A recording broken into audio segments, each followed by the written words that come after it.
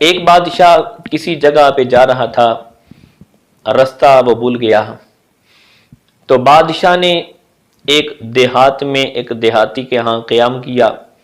اس دیہاتی نے بادشاہ کو مسافر سمجھ کر اس کی بڑی خدمت کی۔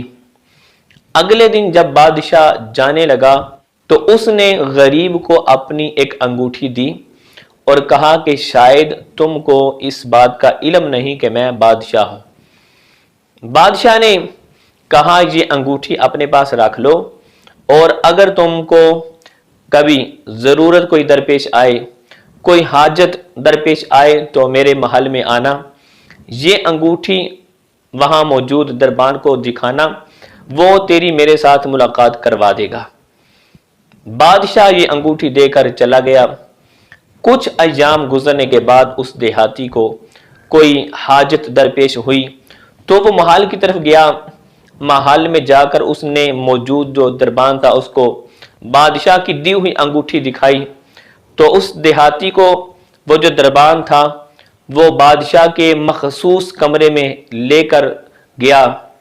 جب بادشاہ کے کمرے میں جاتے ہیں، دروازہ کھولا تو اس غریب دیہاتی نے دیکھا کہ بادشاہ نماز پڑھ رہا ہے۔ نماز کے بعد بادشاہ ہاتھ اٹھا کے دعا کر رہا ہے۔ جب اس غریب دیہاتی نے یہ منظر دیکھا کہ بادشاہ دعا مانگ رہا ہے تو وہ فوراً واپس پلٹ جاتا ہے۔ جب وہ واپس جاتا ہے، اس کے بعد بادشاہ جب نماز اور دعا سے فارغ ہوتا ہے تو دربار نے عرض کیا کہ اے بادشاہ سلامت، ایک غریب دیہاتی آیا تھا، اس نے مجھے آپ کی انگوٹھی دکھائی، آپ سے میں نے ملاقات کروانا چاہی۔ جب آپ کے پاس کمرے میں لے کر آیا، جب اس نے آپ کو دیکھا کہ آپ دعا مانگ رہے ہیں تو وہ آپ کا یہ منظر دیکھ کر فوراً واپس چلا گیا۔ بادشاہ نے کہا کہ جاؤ اس کو میرے پاس لے کر آؤ۔ بادشاہ کے کہنے پر وہ دربان گیا، اس دیہاتی کو واپس جب لے کر آیا تو بادشاہ نے کہا کہ تم اپنی ضرورت کے لیے یہاں آئے تھے، کوئی تجھے حاجت تھی اور بنا حاجت بیان کیے تم واپس چلے گئے اور مجھ سے ملاقات بھی نہیں کی، کیا وجہ ہے؟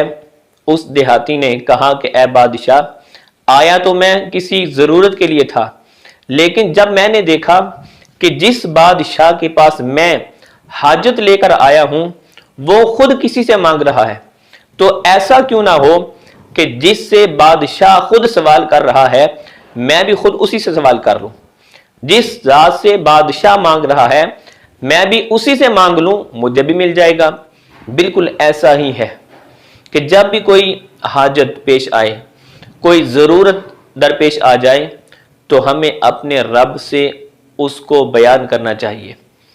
ہمیں ہر چیز کا سوال اپنے رب کی بارگاہ سے کرنا چاہیے، کیونکہ یہی وہ ایک در ہے کہ جس در سے کسی کو بھی مایوس اور نا امید نہیں لٹایا جاتا۔ انسان جو بھی اپنی دعا لے کے اس در پہ آ جاتا ہے خلوص نیت کے ساتھ، اللہ تعالیٰ اس کی حاجت کو پورا فرما دیتا ہے۔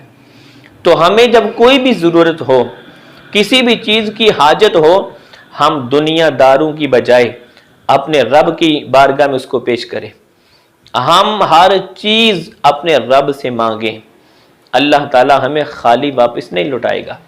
زندگی مشکل تب ہوتی ہے جب ہم خود کو اپنے رب سے دور کر لیتے ہیں، جب اپنا تعلق اپنے رب سے ہم کمزور کر لیتے ہیں، ہم دوری اختیار کرتے ہیں جب، تو اس وقت ہماری زندگی مشکل ہو جاتی ہے۔ زندگی مشکل تب ہوتی ہے جب دنیا کی ٹھوکروں میں ہم گم ہو جاتے ہیں، جب دنیا کی رنگینیوں میں ہم مگن ہو جاتے ہیں۔ تو سامعین کرام، ہم اپنی زندگی کے لمحات کو حسین بنا سکتے ہیں، مشکل کو آسان کر سکتے ہیں۔ مشکل وقت میں اگرچہ ہمارے ساتھ کوئی بھی انسان چلنے والا نہیں ہوتا، لیکن رب تعالیٰ کی ذات اس وقت بندے کے ساتھ ہوتی ہے۔ اللہ تعالیٰ اپنے بندے کو کسی بھی مشکل میں نہیں چھوڑتا، کہ بندے کو تنہا وہ نہیں چھوڑتا، اللہ تعالیٰ وہ اپنے بندے کے ساتھ ہوتا ہے۔ لہٰذا ہمیں چاہیے کہ ہم دنیا کی فکر سے آزاد ہو کر اپنے رب کو راضی کرنے کا سوچیں اپنی زندگی میں۔ جب ہم اپنے رب کو، اپنے خالق مالک کو جب ہم راضی کر لیں گے، جب وہ ہم پہ راضی ہو جائے گا، تو پھر ہماری یہ زندگی کے جو لمحات ہیں اگرچہ یہ مشکل ہے وہ آسان تر ہو جائیں گے۔ صرف مشکل حالات اس لیے آتے ہیں کہ ہم اللہ تعالیٰ سے دوری اختیار کرتے ہیں۔ تو سامعین کرام، اپنی زندگی کو بدلیں۔